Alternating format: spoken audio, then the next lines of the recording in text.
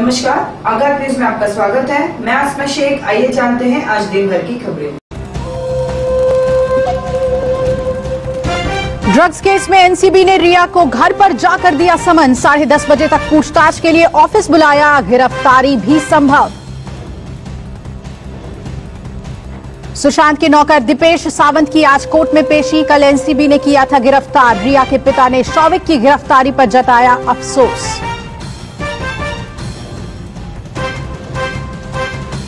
आज फिर मोदी सरकार पर वीडियो अटैक करेंगे राहुल। अर्थव्यवस्था और जीएसटी की खामियों पर करेंगे वर्चुअल चर्चा।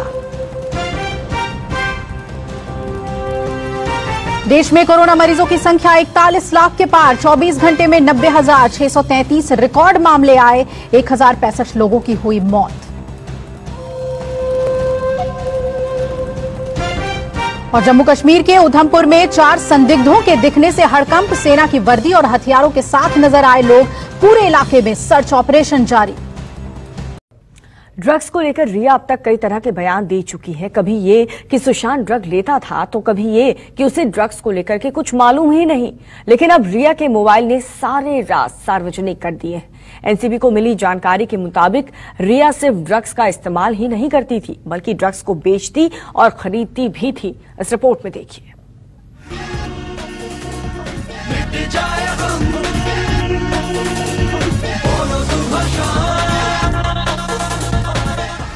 पहले प्यार, फिर इकरार, आखिर में तकरार और जांच चली तो नशे का कारोबार। रिया चक्रवर्ती की कहानी हर दिन बढ़ती चली जा रही है। पहले तो बात यहीं तक थी कि सुशांत के साथ रिया कभी कभार नशा करती थी, लेकिन एनसीबी ने जांच की आंच तेज की तो मालूम चला कि रिया चक्रवर्ती अपने भाई शौविक के साथ ड्रग्स को खरीदने से लेकर बेचने तक का काम कर रही थी। आज की रात है, कल से वही से अपे है, जी भर के नाच लो, ना घर वाले ना मापे हैं, लब पे अपना राज है, डरने की क्या बात है। एनसीबी ने रिया चक्रवर्ती के मोबाइल फोन को अपने कब्जे में लिया था।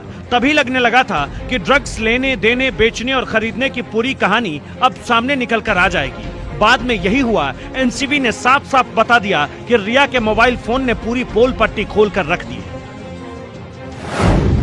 रिया चक्रवर्ती के मोबाइल फोन से सिर्फ उसकी झूठ की पोल नहीं खुली। पता चला कि रिया चक्रवर्ती ड्रग्स को खरीदती थी, बेचती भी थी, खुद भी इस्तेमाल करती थी। हालांकि खुद रिया तो ये बताती है कि ड्रग्स के मामले में उसका कोई लेना देना नहीं है। सुशांत सिंह केस में रिया चक्रवर्ती को लेकर अभी सिर्फ खुलासे हो रहे हैं। एनसीबी की टीम से रिया चक्रवर्ती की मेल मुलाकात तो बाकी है, लेकिन ये तय है कि जो आरोप रिया चक्रवर्ती पर लग रहे हैं, उसके बाद उसकी दिक्कतें दोगुनी होते देर नहीं लगेगी।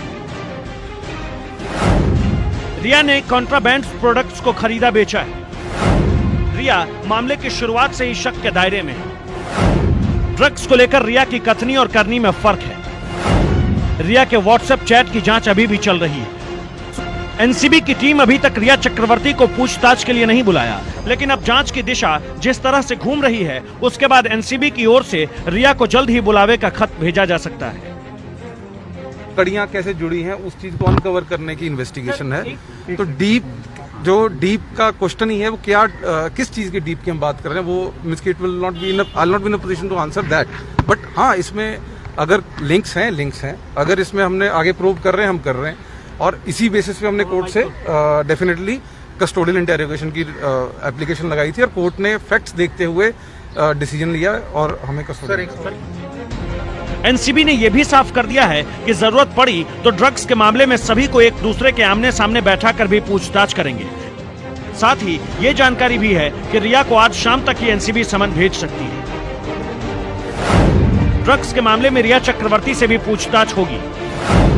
एनसीबी जल्द ही रिया को समन भेजने वाली है। जरूरत पड़ने पर सबको एक दूसरे के आमने सामने बैठाए जाएंगे।